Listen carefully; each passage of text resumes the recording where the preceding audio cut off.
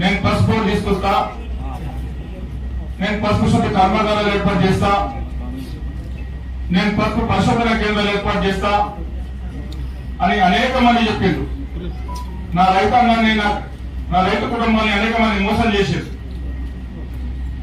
ఏ ఒక్కరు కూడా చిత్తశుద్ధితో పనిచేసి పసుపు ఏర్పాటు చేయడానికి ప్రయత్నించలేదు. పేపర్ ప్రకటనలతో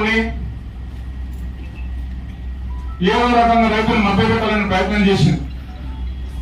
కానీ 2019లో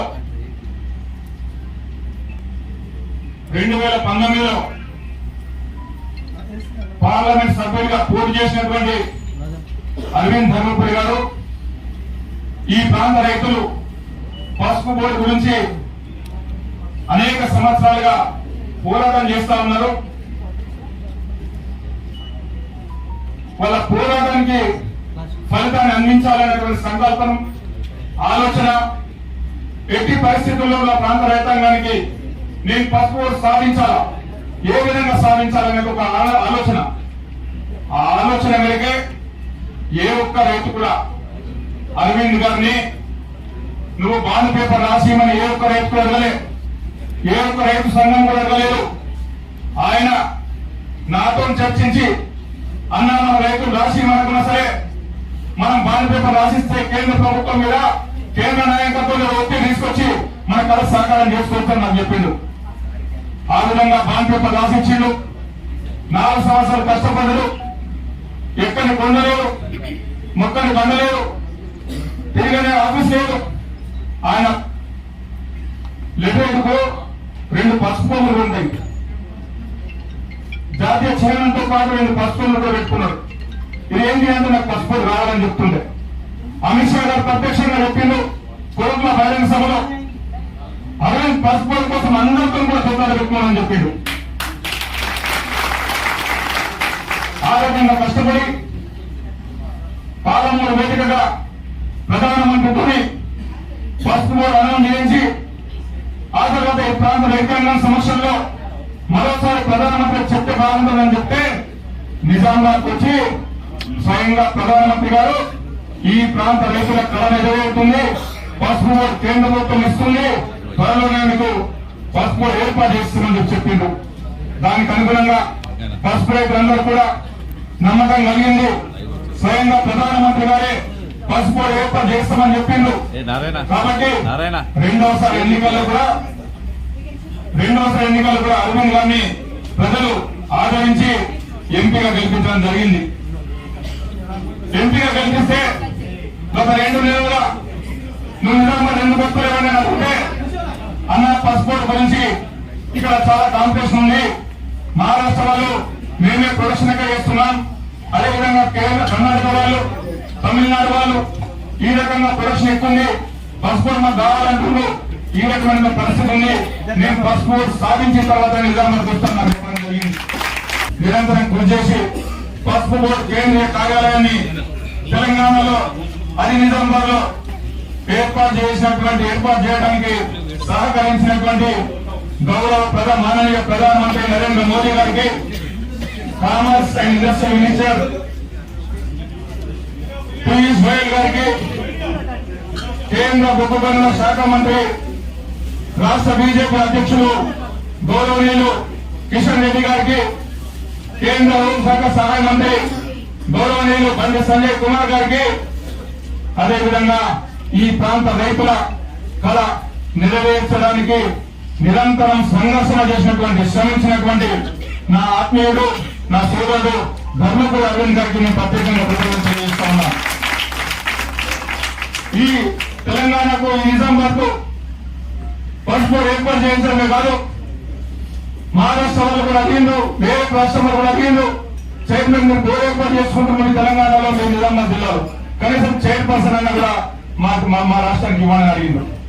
లేదు, అనేక సంవత్సరాలు పోరాటం చేసినటువంటి కుటుంబాల నుంచి వాళ్ళు వచ్చిండు. ఆ కుటుంబాల నుంచి వచ్చినటువంటి ఒక కుటుంబానికి సంబంధించినటువంటి ఒక సామాన్య కార్యకర్త అయినటువంటి అనేక సంవత్సరాలు, దాదాపు 32 నుంచి 33 సంవత్సరాలు భారతీయ జనతా పార్టీ ఉన్నతి కోసం కష్టపడినటువంటి ఒక కార్యకర్త నేను సూచిస్తున్నా. ఆ కార్యకర్త పేరును ఫైనల్ చేయాలని చెప్పేసి అందరం రిక్వెస్ట్ చేయడం జరిగింది. వాళ్ళు రిక్వెస్ట్ చేసిన మేరకు ఈ అవకాశాన్ని ఇచ్చినటువంటి ధర్మపురి అరవింద్ గారికి, మాననీయ ప్రధానమంత్రి మోదీ గారికి, అదేవిధంగా industry and commerce minister Piyush Goyal గారికి, అదేవిధంగా రాష్ట్ర బీజేపీ అధ్యక్షులు కేంద్ర మంత్రివర్యులు కిషన్ రెడ్డి గారికి, అదేవిధంగా కేంద్ర హోంశాఖ సహాయ మంత్రి బండి సంజయ్ కుమార్ గారికి మరోసారి ధన్యవాదాలు చెప్తూ, ముఖ్యంగా అరవింద్ ధర్మపురి గారిని ఈ ప్రాంత రైతాంగం ఎప్పటికి కూడా మర్చిపోరు, జీవితకాలంలో గుర్తుంటారని సాధించడం. అదేవిధంగా పరస్పరమైనటువంటి నాలాంటి సామాన్యమైనటువంటి రైతు బృందమైనటువంటి వ్యక్తికి అవకాశం ఇచ్చినటువంటి సోదరుడు అరవింద్ గారికి ప్రత్యేకంగా ధన్యవాదాలు తెలియజేసుకుంటూ, ఈ పసుపు ఓన్లీ నిజామాబాద్ జిల్లాతో ఆర్మూర్ ప్రాంతానికి పరిమితం కాదు, యావత్ దేశంలో ఉన్నటువంటి అన్ని రాష్ట్రాలకు 20 రాష్ట్రాల్లో పసుపు పంట పండుతుంది.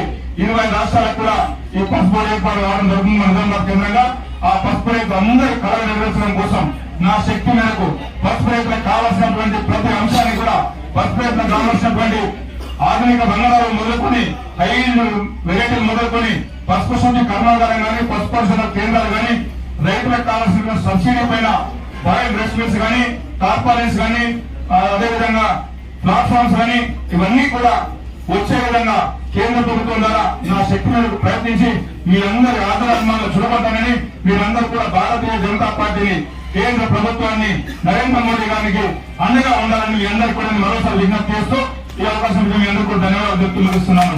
భారత్ మాతాకి జై జవాన్, జై కిసాన్, జై జవాన్, జై కిసాన్. అందరికీ నమస్కారం. సుమారు 40 సంవత్సరాల తెలంగాణ ప్రజల కళ మాటిచ్చిన తర్వాత, గౌరవనీయ ప్రధానమంత్రి చెప్పిన తర్వాత కూడా మాలాంటి శాసనసభ్యులని ఎప్పుడు వస్తుంది, ఎప్పుడు ఇస్తారు అనే అవమానాలు ఎదుర్కొంటున్నాం మేము. మీరు ఒక్కటి గమనించాల్సింది, రైతాంగం మాటిచ్చామంటే మనమదిప్పని పార్టీ చేస్తామంటే చెప్పు తీర్పే పార్టీ మాది. రకరకాల ఈ ప్రాంత రైతాంగానికి, ముఖ్యంగా ఈ ప్రాంత నిజామాబాద్ జిల్లా కావచ్చు, జగిత్యాల జిల్లా రైతాంగానికి 5 సంవత్సరాలుగా ఎన్నో అవమానాలు ఎదుర్కొంటున్నాం. ఎన్ని ప్రయత్నాలు చేయాలో. పసుపు బోర్డు అంటే నిజామాబాద్ కాదు, భారతదేశానికి పసుపు బోర్డు. 750 జిల్లాలున్న రైతాంగానికి పసుపు బోర్డు. ఎవరైతే రైతులు ఉన్నారో రైతులే మా మీద అనుమానం. ఇతర పార్టీల వాళ్ళు 100 కండిషన్లు పెట్టి మిమ్మల్ని మోసాలు చేస్తే సప్పుడు వేయరు, రోడ్డు మీదకి రారు. మమ్మల్ని మాత్రం అడుగడుగులు అవమానిస్తారు. ముఖ్యంగా రైతాంగానికి చెప్తున్నా, ఈ రోజు ఈ ప్రాంతానికి ఒక శుభదినం. మన ప్రాంతంలో కమర్షియల్ క్రాప్ ఓన్లీ ఒకటే ఉంది, తెలుసుకోవాల్సింది. పత్తి అండ్ చిల్లి, మిరప, అవి ఖమ్మం, వరంగల్ జిల్లాలకు ఉన్నాయి. మన నిజామాబాద్ జిల్లా కావచ్చు, జగిత్యాల జిల్లా కావచ్చు, ప్రధాన పంట పసుపు. ఆ పసుపు గురించి ఎంత కష్టపడ్డాము. ఢిల్లీలో గౌరవనీయ పార్లమెంట్ సభ్యులు అరవింద్ గారు ఎంత కష్టపడి సాధించి తీసుకొచ్చారు. మరీ ముఖ్యంగా భారతీయ జనతా పార్టీ శ్రేణులకు ఒక ముఖ్య విషయం చెప్పాలి. 35 సంవత్సరాలుగా కష్టపడ్డ, పార్టీకి నిరంతరం శ్రమించిన ఒక శ్రామికుడికి ఈరోజు గౌరవప్రదమైన నేషనల్ టర్మరిక్ బోర్డు చైర్మన్ గా నిరంతరం 35 సంవత్సరాలుగా పార్టీ గురించి శ్రమించిన ఒక శ్రామికుడికి, ఒక సైనికుడికి భారతీయ జనతా పార్టీ ఇచ్చిన గౌరవం నేషనల్ టర్మరిక్ బోర్డు చైర్మన్. అంటే పార్టీలో ఉన్న వాళ్ళు కూడా కొంత నిరాశ విషయంలో ఉండొచ్చు. దేర్ హోతా లేకిన్ హందేర్ నే హోతా. కొద్దిగా ఆలస్యం అవుతున్న ప్రతి ఒక్కరిని గౌరవించుకుంటాం. రాబోయే రాష్ట్రంలో కాషాయ దండనే కాబట్టి మిగతా వాళ్ళందరూ కూడా చెప్తున్నాను, ఎక్కడన్నా నిరాశ విషయాలు అంటే మిమ్మల్ని హక్కున చేర్చుకుని ప్రతి ఒక్కరిని గౌరవించే బాధ్యత మేము తీసుకుంటాం. మరి ముఖ్యంగా సోదరుడు పల్లె గంగారెడ్డి గారికి, ఇది పసుపు బోర్డు అంటే గౌరవనీయ చైర్మన్ గారికి భారతదేశ వ్యాప్తంగా ఇక్కడ ఉన్న వెలకోలు కానీ, కరకమిన పర్సెంటేజ్ కానీ, విదేశీ ఎగుమతులు కానీ కొద్దిగా మీరు మీ అధికారుల ద్వారా తెలుసుకొని ఈ ప్రాంతానికి ఏ రకంగా ఉపయోగపడుతుంది, ఏ రకమైన వంగడాలు ఉపయోగపడతాయి, ఎట్లాంటి ఇండస్ట్రీస్ పెడితే వాల్యూ యాడెడ్ ఇండస్ట్రీస్ పెడితే ఉపయోగపడుతుంది, రైతాంగానికి ఒక మంచి దిశానిర్దేశం చేయాలని కోరుకుంటూ మరిన్ని మీ జీవితంలో మరిన్ని ఉన్నత పదవులు అధిరోహించాలని నీ సోదరుడుగా మీ నాన్న మా నాన్న ఒకే దగ్గర ఉన్నారు, ఒకే ఊళ్ళు ఉన్నారు. ఈ రోజు ఇద్దరం ఇంత ఉన్నత స్థానం వచ్చినందుకు మన తండ్రులు కూడా పైన ఆనందపడాలని కోరుకుంటున్నాను. ఒకప్పుడు మా నాన్న పరిగంగారాం, మీ నాన్న పల్లెదేవన్న. ఈరోజు ఆకాశంలో ఉండగానే వాళ్ళ ఆనంద బాష్పాలు రాస్తుంటారు మా ఉన్నత స్థితి నుంచి. కాబట్టి ఒక మామూలు రైతు కుటుంబంకి వచ్చి ఉన్నతమైన స్థానం పొందిన బట్టి మరిన్ని ఉన్నత స్థానాలు పొందాలని మీ సోదరుడు మనస్ఫూర్తిగా దేవుని కోరుకుంటూ ఈ అవకాశం నాకు ఇచ్చినందుకు తెలియజేస్తున్నాను. జై కిసాన్, జై కిసాన్. ఈరోజు పసుపు బోర్డు చైర్మన్ పదవి అలంకరిస్తున్న మనమందరం ప్రేమగా పిలుచుకునే గంగన్న గారికి, వేదిక ముందున్న పెద్దలకు మరియు వేదిక ముందున్న అందరికీ కూడా సంక్రాంతి పండుగ శుభాకాంక్షలు, శుభాభినందనలు. 3-4 దశాబ్దాల పసుపు రైతుల కళ ఈరోజు సంక్రాంతి పండుగతో పాటు మనము జీవితాంతం మర్చిపోలేని సంక్రాంతి ఇది. ఏదైతే పసుపు రైతుల కష్టాలు, పసుపు నాగినప్పటి నుంచి మార్కెటింగ్ వరకు ఇక పసుపు బోర్డు అన్ని సమస్యలు తీరుస్తుంది. కనుక ఈ శుభ సందర్భంగా 2023 అక్టోబర్లో ప్రధానమంత్రి నరేంద్ర మోడీ నోటి ద్వారా ప్రకటించిన పసుపు బోర్డు ఈరోజు నిజామాబాద్ కేంద్రంలో పసుపు బోర్డు ఉండడం రావడం అనేది నిజంగా ఈ సందర్భంగా ప్రధానమంత్రి నరేంద్ర మోడీ గారికి, మంత్రివర్య పీయూష్ గోయల్ గారికి, కిషన్ రెడ్డి గారికి, బండి సంజయ్ గారికి, ముఖ్యంగా మనందరి ప్రియతమ నేత అరవింద్ ధర్మపురి గారికి. ఎందుకంటే 2019లో పోటీ చేసినప్పుడు బాండ్ రాసిచ్చాడు. సోదరు చెప్పినట్లు అనేక మంది విమర్శలు చేసిండు.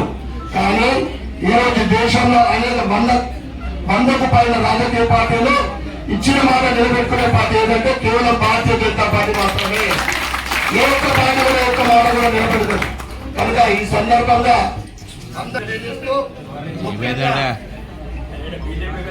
ముఖ్యంగా 30-40 సంవత్సరాలు నేను పార్టీకి సేవ చేస్తూ మనందరికీ అండగా ఉంటున్న మల్లికంగారెడ్డి గారికి మరి ఒక్కసారి శుభాకాంక్షలు, శుభాభినందనలు తెలియజేస్తూ భారత్ మాతాకి.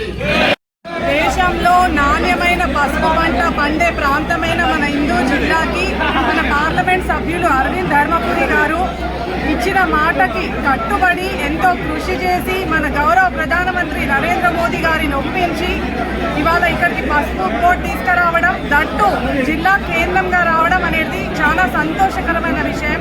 ఈ సంక్రాంతి పండుగ సందర్భంగా మనం ఇవాళ ఇక్కడ ఇనాగ్రేట్ ఫంక్షన్ చేసుకోవడం అనేది చాలా గొప్ప విషయం. మనందరికీ తెలుసు పసుపు ప్రాముఖ్యత మన జీవితంలో ఎంత ఉంది అనేది. ఇన్ని మంచి గుణాలు గల ఈ పసుపుకి మనం ఇంత ఇంపార్టెన్స్ ఇచ్చి ఇక్కడ జాతీయ బోర్డు తీసుకురావడం వల్ల పసుపు రైతులకి ఎన్నో లాభాలు కలుగుతాయి. పసుపు రైతులకి మద్దతు ధర వస్తుంది, మార్కెటింగ్ ఫెసిలిటీ పెరుగుతుంది, ఎక్స్పోర్ట్ పెరుగుతుంది. శాస్త్రవేత్తలు అందరూ వచ్చి ఇక్కడికి రెగ్యులర్గా విజిట్ చేయడం, దానివల్ల మనకు ఎన్నో దిగుమతులు వస్తాయి, పసుపు కొత్త కొత్త రకాలు వస్తాయి. సో ఇలాంటి లాభాలు గల పసుపు బోర్డుని కష్టపడి కొట్లాడి సాధించిన అరవింద్ ధర్మపురి గారికి ప్రత్యేకంగా రైతుల తరఫున ధన్యవాదాలు తెలియజేస్తున్నాం. జై శ్రీరామ్. ఈరోజు ఎంతో శుభకరమైన రోజు. ఎందుకంటే ఈరోజు జాతీయ పసుపు బోర్డు ఇనాగ్రేషన్ జరుగుతూ ఉంది నిజామాబాద్లో. ఇందుకు గాను కృషి చేసిన మా ప్రియతమ నాయకులు పార్లమెంట్ సభ్యులు అరవింద్ ధర్మపురి గారికి యావత్ తెలంగాణ పసుపు రైతుల తరపున ప్రత్యేక ధన్యవాదాలు తెలుపుతూ అలాగే ఇందూరు బంగారమైనటువంటి పసుపు బోర్డును తీసుకొచ్చినటువంటి నరేంద్ర మోదీ గారికి మరియు పీయూష్ గోయల్ గారికి ప్రత్యేక ధన్యవాదాలు తెలుపుతున్నాను.